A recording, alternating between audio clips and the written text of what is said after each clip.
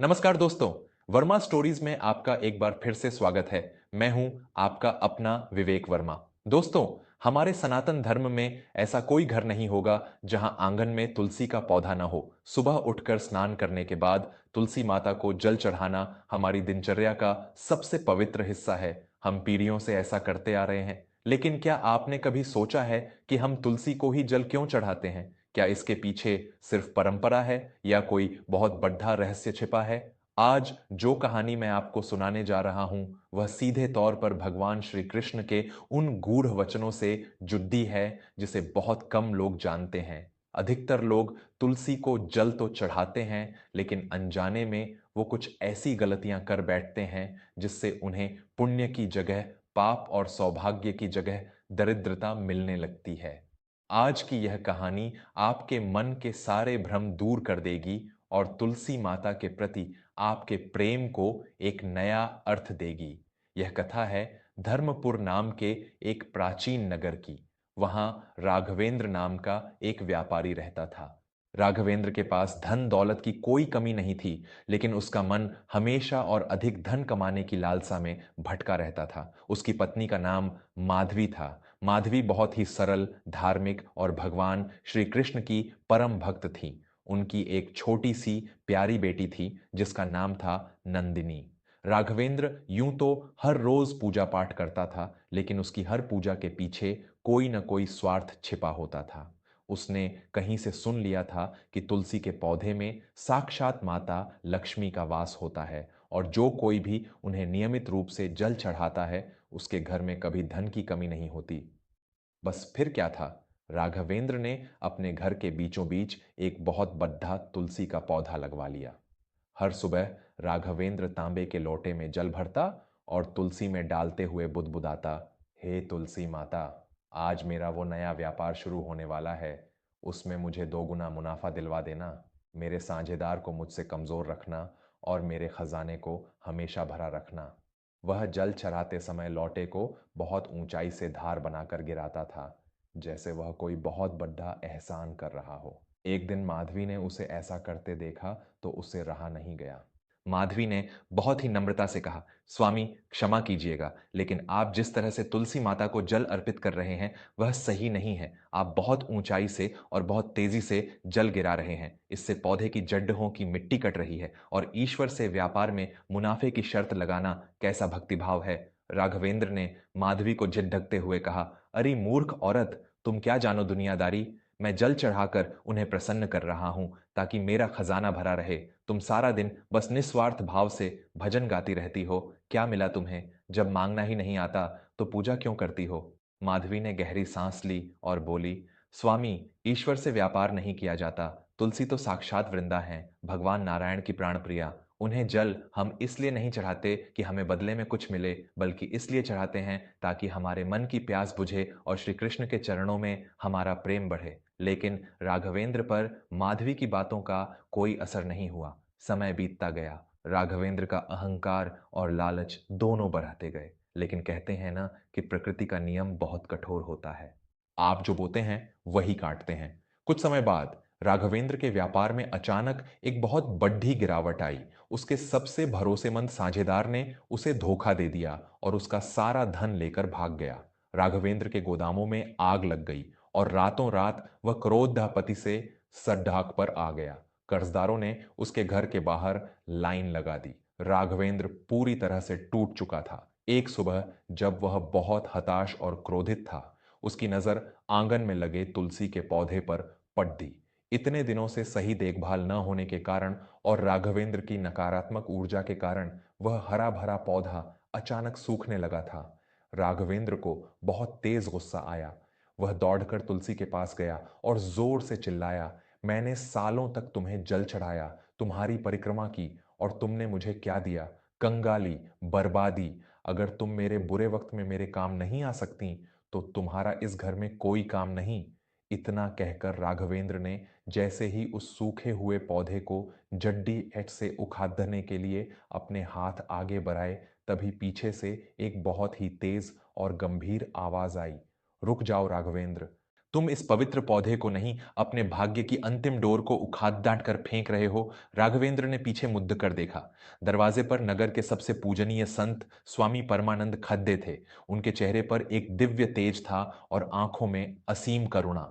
राघवेंद्र उनके चरणों में गिर पड़ा और रोते हुए बोला, महाराज, यह पौधा मेरे किसी काम का नहीं। मैंने इसे खुश करने के लिए क्या कुछ नहीं किया, लेकिन बदले में मुझे सिर्फ बर्बादी मिली। यह सब पूजा पाठ केवल ढोंग है। स्वामी परमानंद ने राघवेंद्र को उठाया और तुलसी के पौधे के पास ले गए।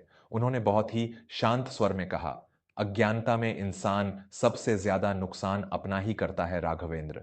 तुमने जल तो चढ़ाया, लेकिन क्या तुमने कभी भगवान श्री कृष्ण के बताए उस रहस्य को समझा जो तुलसी दल और जल से जुद्धा है?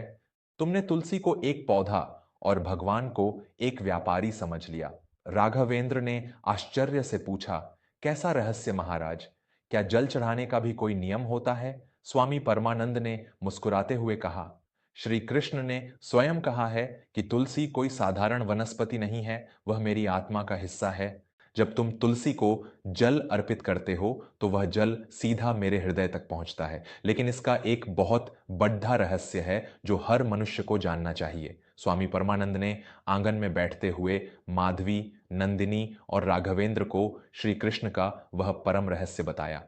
ध्यान से सुनो राघवेंद्र, श्री कृष्ण के अनुसार तुलसी पर जल चढ़ाने के 5 मुख्य रहस्य और नियम हैं जिन्हें तुमने हमेशा तोड़ा है। पहला रहस्य, स्वार्थ का त्याग। भगवान कहते हैं कि जो मनुष्य मुझसे कुछ मांगने के लिए तुलसी को जल चढ़ाता है, उसे मैं वो वस्तु दे तो देता हूं, लेकिन अपना प्रेम नहीं देता। तुमने जल चढ़ाया, लेकिन तुम्हारे मन में लालच था। तुलसी माता तुम्हारी इच्छाओं के बोझ तले दब गईं।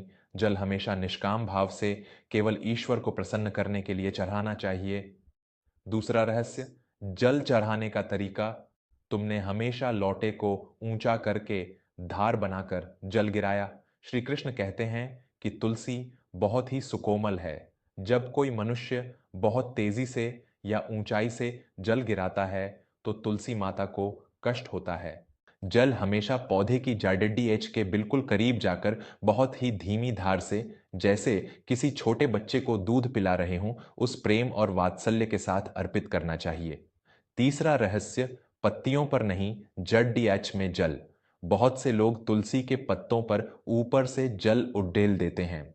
श्री कृष्ण के अनुसार जल हमेशा तुलसी के मूल यानी उसकी जड़ में अर्पित करना चाहिए। मूल में जल चढ़ाने से वह सीधा नारायण तक पहुंचता है। जब हम जड़ को सींचते हैं तो पत्ते अपने आप हरे हो जाते हैं।